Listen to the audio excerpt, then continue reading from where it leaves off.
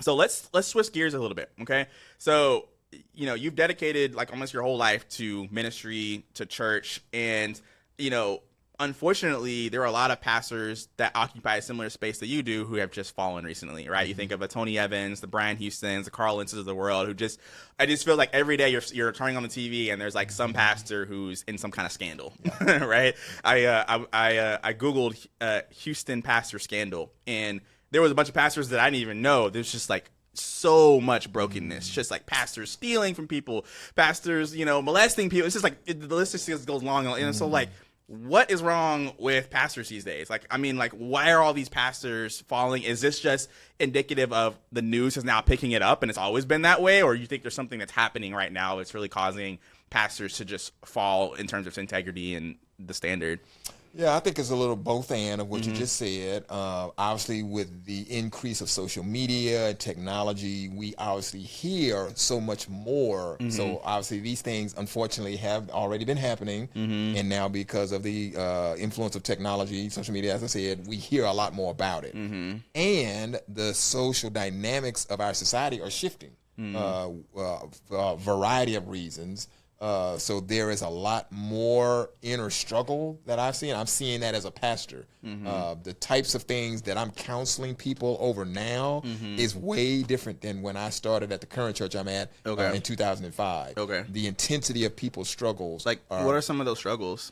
A lot of it has to do, I talk a lot of anxiety, a lot of depression, a lot of gender confusion. When I started in my current church that I'm at now, your mom used to help me some, and we would just help couples, for example, with basic communication skills. Yeah. Now, much of the time, when I sit down with a couple, it's not about communication. They're now deciding whether they are even going to stay married or not. And so it's kind of like, wow, they went from, hey, we have a little bit of a trouble talking to each other, like, well, we ain't even committed to stay together. So most times I'm trying to help them decide if they're going to even continue their marriage. Wow. And so there's been a high increase of isolation that people experience. People seem to be much more having high boundaries, even within family systems.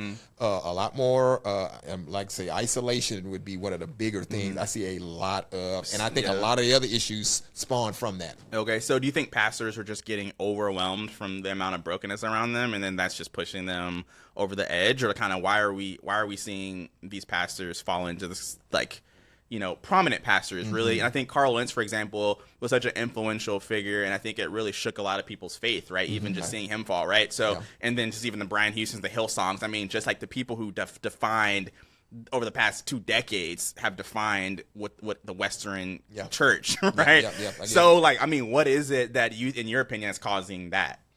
Well, there's a lot of factors. I think one of the big things, like I said, isolation, that's a cultural dynamic that's happening. And it didn't just start. I mean, a lot of times you could say, oh, that started with COVID. And COVID was an accelerator of that. But that dynamic was already functioning, and I think it was functioning a lot in pastors because pastors, unfortunately, right or wrong, get put on pedestals. Either they do it themselves or expectations of their people, pastors are put up as these standard bearers, these perfect people we think they are or we want them to be. And so therefore that creates a certain isolation. If I have it all together, like you have referred to our family not having it all together, that makes you relatable. Okay, but if people think you're perfect, you have it all together, though they might respect that, they actually distance themselves from that. And so what happens is if your congregation is distancing themselves from you, then you're in isolation. And you feel the pressure. They think you're perfect. They think you have it all together.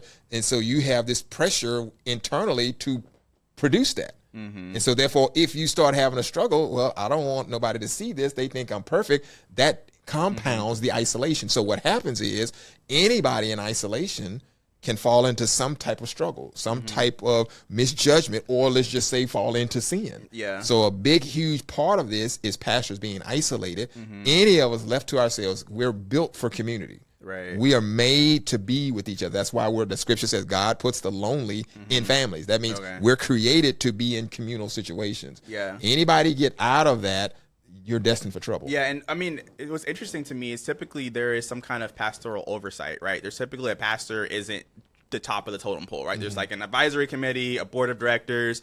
Do you think like the Brian Houstons of the world probably could almost supersede that in terms of just their aura, right? Do you think that is not, those oversight committees aren't strong enough or aren't built in a way to be able to be that community for pastors? Or like, what do you think the problem is there? Or is it like, hey, they just get too big and like nobody can tell them anything? Yeah, it's an advisory board has a function. But it can't be the whole thing. So advisory boards, I serve on advisory boards for churches. And so therefore, advisory boards' primary contribution is to give wisdom and guidance. Basically, you help the pastor or the senior leaders problem solve and give them perspective. However, they cannot provide the accountability in the community that people need, because I'm the advisory board of a church in New Orleans and one in Norman, Oklahoma. So I'm not living there. I'm not around those senior pastors. I don't see if they're making bad choices on a personal level, how they're interacting with their families. I'm just coming in for board meetings, and so my best contribution is my experience that can help him problem solve. That makes sense. What needs to happen is you still need an advisory board. In addition to that, pastor has to be in some kind of community. For example, at our church, we have small groups. We call them life groups. Right. And so we want every member of the church to be in a life group. Well, I, as a pastoral staff, I'm an elder at my church. I've been there for 20 years. I'm in a life group. I need to be in a small group of people getting prayed for, sharing when I'm having struggles, people seeing how I interact with my wife, seeing how I interact with my people need to see that in me, just like the average church member. But what can happen sometimes is, okay, I've been here 20 years, I've been there, done that. And I could excuse myself from that, thinking that I don't need that. That would be a mistake. And so, unfortunately, I think those types of things happen in churches. So. Okay. Yeah, I was a college pastor for a few years out after I graduated from college. And I experienced everything you're just talking about in terms of the community aspect, because I tried to be like the perfect example, role model for the kids that were in my college group. And toward the end of my season, the feedback I got from them, they were like, hey, we just wanted to see you be you, right? They weren't necessarily looking for me, they weren't looking for like that perfect role model, right? And I think the unique situation for me was I went into ministry at a really early age, right out of college. So sometimes they even saw me more so as a peer than as an authority figure. So that was unique to that situation that I was in. I don't know that every situation is like that. I don't necessarily know that it was wise for me to be in a position of leadership. I think for the season I was in, I think it was good. I think God used me. But I didn't even notice, like, hey, I need community, right? Like, hey, even as the college pastor, I need to be around other people my age so that I can be upheld myself. But then also, hey, I need to be transparently be who I need to be for even the students that are watching me and I'm influencing. And so I think, I think I felt that even from my own experience, right? Totally. And so I'm thankful that that I wasn't on a world stage learning that, right? I was at a small church. I think my college group got up to maybe 25 people. It was the largest, you know what I mean? So anonymity almost kind of protected me, right? But if I was in front of 25,000 people and on a massive stage, like who knows what even some of the mistakes I made could have been compounded, right? And led into even darker, and just even what you're exposed to and the kind of sin that you get exposed to, I think is different at a larger level. So yeah, I think so. With that, do you think, you're a pastor at a mega church? Do you think the concept of a megachurch is healthy for the modern day pastor, or do you think that like we should be trying in some way to not necessarily get rid of megachurches, but just maybe reformat them? I don't know. What do you think? Well, biblically, you have big and small churches. Now, you don't see the term megachurch in the scripture, but the church at Rome would be considered in that time frame a megachurch. Rome, it was located in a seaport city, kind of like a Houston, for example. Lots of people coming in, lots of people going. That early first century church in Rome was a big church. There were a lot of people. That probably had something to do with why in Acts it talks about they met in the temple and they met house to house, because obviously in a big, huge corporate setting where you've got thousands of people, you can't get community. You can't get transparency. You can't get somebody really knows what's going on in your life. That's why you need also what they call then the house to house, or we call those small groups, cell groups, life groups, all those types of things. You need both and. So I don't know that it's necessarily a mega church problem, because big churches and small churches both have challenges. Big churches have more resources. They can do more kingdom initiatives.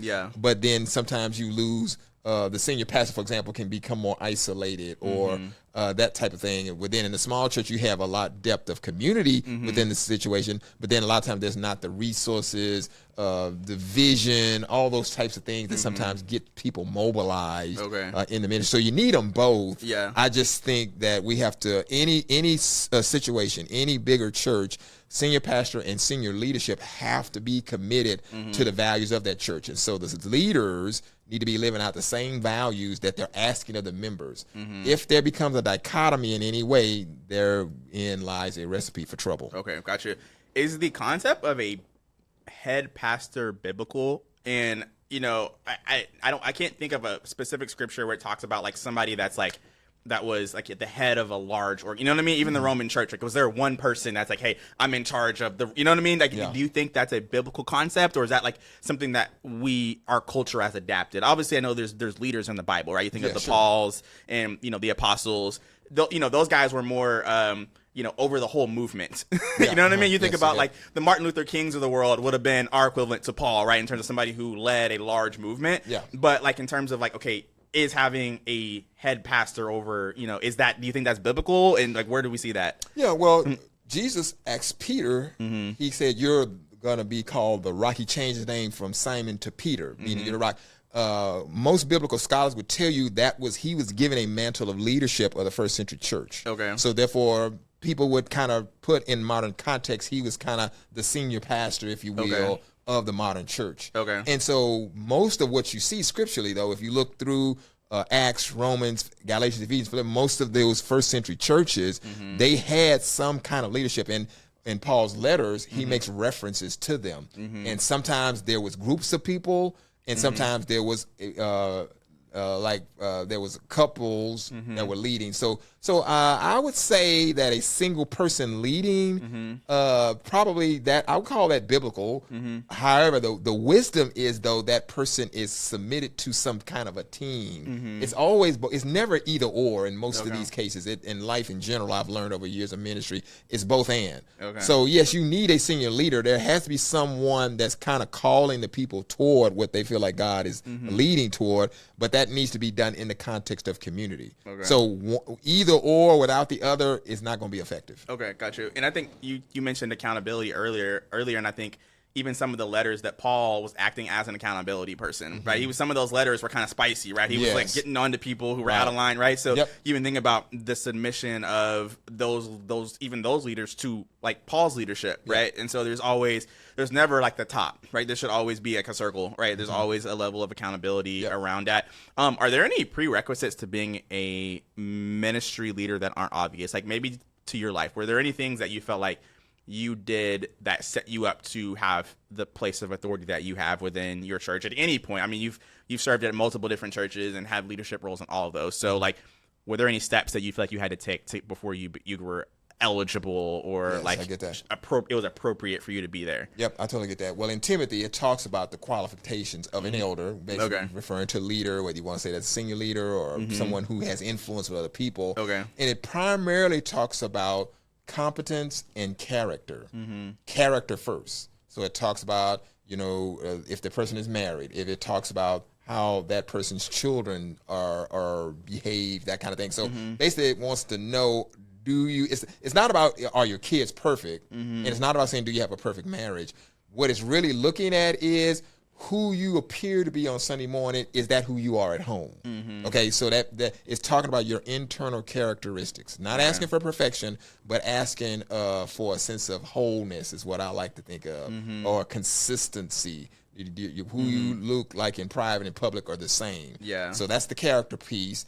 And it does talk about competency too, and it talks about it in the context of spiritual gifts. And all believers are imparted with certain gifts, and certain people have gifts for leadership. Certain people have gifts for teaching. Everybody is gifted in some way. And so the Holy Spirit gifts us all, so it's looking for the giftedness, and it's looking for the character, the inner core of the person. Is there a consistency? Okay, that's good. And I think, do you think is the character piece, like, I guess, how do you continue to measure that character piece? You think about like Tony Evans, for example, like had character to have stayed in the leadership as long as he's, so there are always some character sustaining that. Yeah. But then there was like at some point the character broke down, right? So like, is there like a checkpoint? Like, hey, at some point, like, hey, do we need to reevaluate the character at some point, or like, how do you continue? It's if you check those boxes initially, but then later on it's not there. I guess how would you say like churches should be holding their people accountable in terms? Was that kind of, you already answered that in terms of the community piece of it? Well, you said it. Needs to be a consistency. There needs to be, whatever you did at the beginning. If character and competence was a requirement at the beginning, it can't change because you've been there a long time. If vulnerability, transparency, accountability, those things don't just start when you begin the ministry. 20 years later, you still need to be having transparency, accountability, vulnerability, and at 35, however long, that has to keep going. Right. Because at any point, we all are vulnerable to stumble. We're all vulnerable to misjudgment. We're all vulnerable to sin. Yeah. So you have to keep doing the same things. We say a lot in marriage. We tell husbands, whatever you did to pursue your wife, you got to keep doing that. Yeah. You don't just tell her you love her when you're dating her, and you got to keep saying it every day. You got to keep bringing flowers. You got to keep encouraging. Whatever you did, you got to keep doing those things. Okay. And so I think that's what happens. It's easy for any of us to become complacent, feel like, okay, I've accomplished that, kind of take a breath, slack off, and we have an enemy. Yeah. And the enemy is waiting for an opportune time, and that's an opportune time. You see that in the life of David. He was a great warrior. And then he decided one season, it says when they went off to war, he stayed at home. He slacked off. He felt, I've been there, done that. I don't need to now. And when he did that, he fell into sin. Yeah. So that's the principle that we can look at. Okay, makes sense. Okay, so let's kind of switch back to kind of your own story, kind of your own purpose, mission, how you're doing ministry. Kind of in this season, was this like your third decade in ministry? Yeah. So this is I've been this will be 20 years 20 at the church I'm in now. And I was another pastor, lay pastor for 15 years. So this is my 35th year. Okay. Yeah. Okay. So I guess how has your ministry or your purpose changed in this current season? Like, is there something you're focusing on now that maybe you weren't focusing on before, or that just kind of like, hey, like what are you trying to accomplish now? I say the call has stayed consistent in some ways throughout my tenure. And that is, one, I feel called to be a servant leader.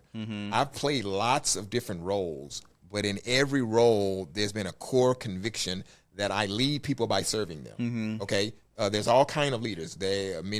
All churches have what's called a visionary leader. That's typically the upfront person motivating the people towards something. I tend to be the person that is coming underneath people, serving them, helping them, whether that's a practical need like benevolence, or that's a discipleship need, helping them grow in their faith, or that's counseling, helping them work through problems, whatever it is.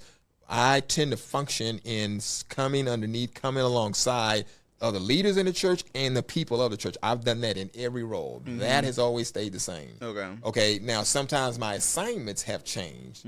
Okay. So now at this season of my life, though I don't have the official title of it, I have an unofficial title. I'm kind of more a father of our church in a sense. I'm not the father, not the senior pastor, but a lot of the younger pastors kind of come to me. So I consistently get knocks on my doors by other newer pastors. I'm consistently talking to them, sharing my experiences. So I'm mentoring pastors now. Okay. So that's a new season for me. It started a couple of years ago. I would just have younger men just start asking for my time. Okay, right now I spend time with a young, probably up and coming minister. Actually, the young man's parents actually approached me and just say, "Hey, would you spend some time with him?" Yeah, I've had other young men just come to me and want to spend time with me. Okay, and it just kind of developed naturally. Yeah, and so therefore I'm investing in the next generation. That's the phraseology we use at our church. Yeah, our church is 25 years old. And so now we have a lot of younger people. We've had people that's been around a while, and we're saying, hey, we need to invest in the next generation. So that's kind of a newer part of my assignment. Yeah, so I love that. Yeah, and I think that's, you said earlier, at the verse in Timothy, basically you judge the character based off of family, right? So, I mean, you can just even look at, me and my brother kind of occupying that space with you in the news in the newspaper article, and just kind of them being able to see like how we have kind of modeled some of the things. So in terms of like discipleship, you can say, okay, look, Vincent's two oldest kids are doing the thing.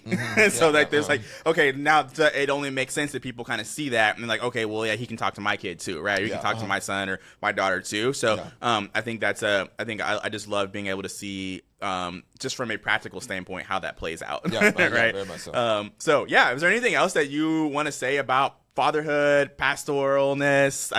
Pastoralness is Sure, word. I get that. Yeah, I would say on fatherhood, another big thing is humility. I've tried to practice over the years, always coming to you guys and saying, hey, give dad feedback. Okay, so now I'm a little bit old school, so let me qualify the statement I'm about to make, but you probably remember, I would say, hey, y'all can tell dad anything, and you won't get a whooping for that. Okay, so now I know spanking is not everybody's, that's not the direction everybody goes. Now I understand the context of all that, but you grew up in an old school type family.